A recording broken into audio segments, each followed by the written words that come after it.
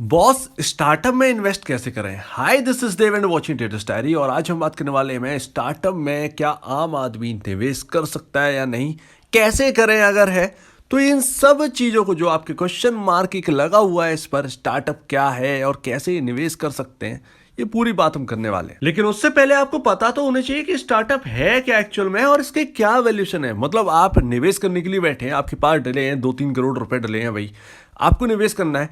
लेकिन आप क्या देखकर किसी के बिजनेस पर पैसा लगा दोगे? कम से कम आपको वैल्यू तो उसकी पता हो, कम से कम उसकी वैल्यूएशन तो पता हो कि इस कंपनी का वैल्यूएशन क्या है। इस वैल्यूएशन इस कंपनी की 3 करोड़ है, तो मुझे यहाँ पर जो है 10% अगर स्टेक चाहिए तो मुझे कितने की मिलेगी? 30 लाख रुपए उसका भाव लगाते हैं आप, और 30 लाख रुपए उसके अंदर 10% स्टेक उठा लेते हैं और निवेश कर देते हैं। तो स्टार्टअप उसे कहा जाता है जो कि first stage of operations company के हो। मतलब जैसे कि आपने बिजनेस स्टार्ट किया या फलाना ने बिजनेस स्टार्ट किया है, तो भैया यहाँ पर जो है जो पहले ऑपरेशंस उनके होंगे वो एज ए स्टार्टअप होगा, राइट। क्योंकि उन्होंने अभी अभी स्टार्ट किया तो उसको स्टार्टअप के तौर पर हम देखते हैं और उसका नाम कॉल्ड स्टार्टअप रख दिया है। अब जो कल्चर आ रहा है स्टार्टअप का वो खतरनाक भी है, डेंजरस भी है, बट यहाँ पर जो है थोड़ा सा इवोल्यूशन वाला भी है। अब देखना ये होगा कि ये कितना आगे तक रेस जाती है। क्योंकि अगर हम बात करें, इतने सारे स्टार्टअप फेल हो गए, लेकिन हमारा मुद्दा ये है कि क्या निवेशक जो है, जो आप हैं, जो आप देख रहे हैं, आपको क्योंकि आप देख रहे हैं क्योंकि आप निवेश करना चाहते हैं, तो क्या आप निवेश कर सकते हैं? अब देखिए, एक्चुअल में आप जो आम इंसान है वो डायरेक्टली यहाँ पर निवेश नहीं कर सकता। मैं और आप डायरेक्टली यहाँ पर जो है स्टार्टअप के अंदर निवेश नहीं कर सकते। कोई फ्रेंड है या वगैरह वगैरह आपकी जान परिचित में है या आपके कांटेक्ट में आता है जो कि कुछ नया बिजनेस स्टार्ट कर रहा है, बड़े लेवल पर स्टार्ट कर रहा है, और उसके अंदर उसका पैसा जो है वो 1 करोड़ रुपए या कहें 50 लाख रुपए जो है वो निवेश होना है, तो आप उनसे जाकर कह सकते हैं कि भैया मैं यहाँ पर 10% आपका यहाँ पर जो स्टेक लेना चाहता हूँ। साफ सी बात है, 10% का मैं आपको 5 लाख रुपए दे दूंगा और आप यहाँ पर जो है 10% मुझे अपना स्टेक दे दीजिए। बस इससे क्या होगा, 10% अगर आप कानूनी तौर पर आप कंपनी के लीगल यहाँ पर जो है कुछ भी कार्रवाई कर सकते हैं। मतलब जिस किसी के पास अगर 5% स्टेक है कंपनी की, तो वो बोर्ड मेंबर शामिल होता है। 10% अगर आपके पास होगी तो आप यहाँ पर जो है बोर्ड मेंबर में शामिल होंगे।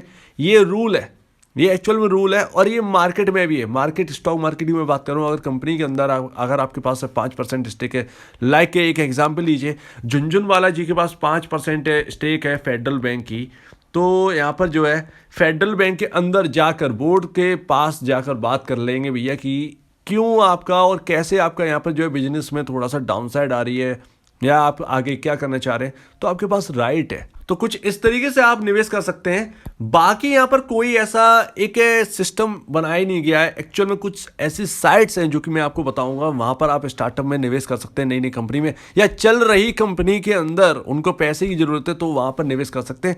इसके अलावा आपके पास कोई दूसरा रास्ता है ही नहीं कि आप निवेश कर सकें। या तो आपके कांटेक्ट में होगा वो इंसान जो कि स्टार्ट कर रहा है, या फिर क्योंकि आप देख रहे हैं कि वेंचर कैपिटल जो है, वेंचर कैपिटल एक्चुअल में सब जानते हैं कि ये वेंचर कैपिटलिस्ट है और स्टार्टअप जो है उनके पास जाते हैं। इवन यहाँ पर वेंचर कैपिटलिस्ट जो है वो यहाँ पर फोन करते हैं उन स्टार्टअप्स को कि भैया आपसे मेरे को बात करनी है और कुछ पैसे मैं आपके स्टार्टअप में या कंपनी के अंदर निवेश करना चाहता हूँ, लाइक 10 करोड़ निवेश करना है। इससे क्या है कि यहाँ पर जो है सीधा कांटेक्ट हो जाता है कंपनी से, लेकिन आम इंसान से डायरेक्ट कांटेक्ट होना ये आसान बिल्कुल भी नहीं है। 99% में यहाँ पर जो है फेल हो जाता है। तो यहाँ पर सिर्फ एक ही चांस होता है कि अगर वो स्टार्टअप जो है वो, अगर आपका साइट जो है, कोई साइट है जो कि रेस करवाती है पैसा या कहीं क्राउड फंडिंग हो रही है, तो ऐसी जगह आप निवेश कर सकते हैं, थोड़ी सी शेयर्स उनके बाई कर सकते हैं। जैसे कि मेरे पास एक नाम है जो कि काफी पॉपुलर है अमेरिका में, republic.co इस नाम से साइट है। इस कंपनी का काम क्या है, ये कंपनी आपका पैसा जो है पूरा लीगली, आपके पेपर बनते हैं, और ये एग्जाम्पल है। इसका मतलब ये नहीं कि कोई मैं एडवर्टाइज कर रहा हूँ, नहीं नहीं, ऐसी कंपनियां आप ढूंढिए, आपको मिल जाएंगी। इंडिया में कुछ ऐसी कंपनीज स्टार्ट हो गई, लेट्स इन्वेस्ट या कुछ ऐसे नाम से कुछ कंपनियां हैं, कुछ ऐसी साइट्स हैं जहां पर आप जाकर इन्वेस्ट कर सकते हैं किसी भी स्टार्टअप के अंदर, अगर वो उसमें आए होंगे तो रिपब्लिक में जिस स्टार्टअप ने भी, एवीसी कंपनी ने यहाँ पर जो है अपना फॉर्म दिया होगा कि भैया मेरे को पैसे जुटाने हैं, तो आप यहाँ पर जाके उस कंपनी के बारे में पढ़ सकते हो। उस कंपनी का पूरा जो ड्राफ्ट है वो आपको मिल जाएगा, उसके बारे में पढ़िए। और 15,000 से निवेश कर सकते हैं। जी हाँ, 15,000 रुपए से निवेश कर सकते हैं इसके अंदर।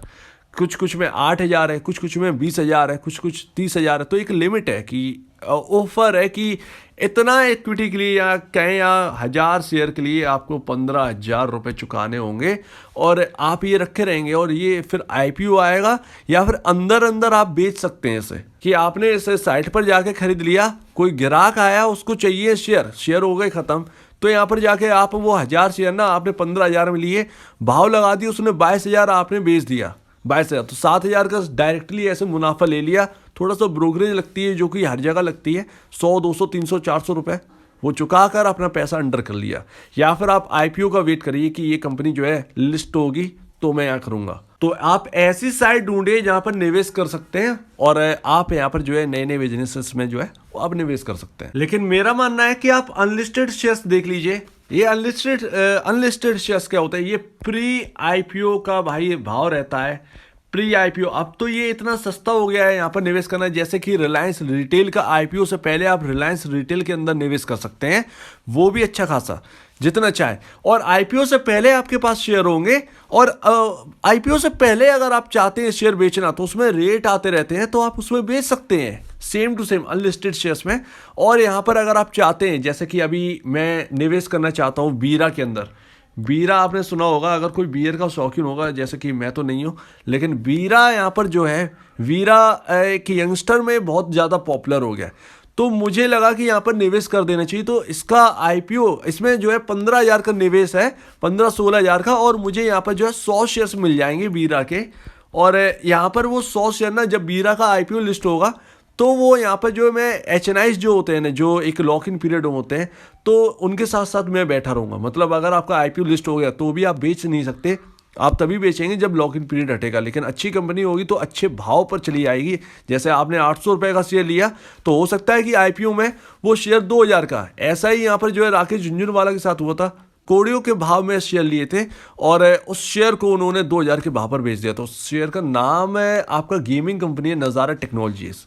तो ऐसा होता है अनलिस्टेड शेयर्स में। अगर किसी को चाहिए, यहाँ पर आप जाइए चैनल के अबाउट में, आपके पास ईमेल होगी, ईमेल मेरी है, आप कांटेक्ट कर लीजिएगा। मैं आपको यहाँ पर जो है डीलर से बात करा सकता हूँ यहाँ पर अनलिस्टेड शेयर्स के लिए। सो उम्मीद है आपको यहाँ पर पूरी बात समझ में आ गई होगी। क्या वेज है इन्वेस्ट करने की स्टार्टअप के अंदर, वो आपके सामने है। उम्मीद है आपको ये वीडियो बहुत पसंद आई होगी। अगर आपको कुछ कहना है इसके बारे में प्लीज कमेंट सेक्शन में कहिएगा। और अगर आपको इस वीडियो में कोई प्रॉब्लम है, कुछ पूछे, कुछ बताना, कुछ कहना है तो प्लीज कमेंट सेक्शन में कहिएगा। और अब बीच में जाए वीडियो देखने के लिए बहुत धन्यवाद दोस्तों।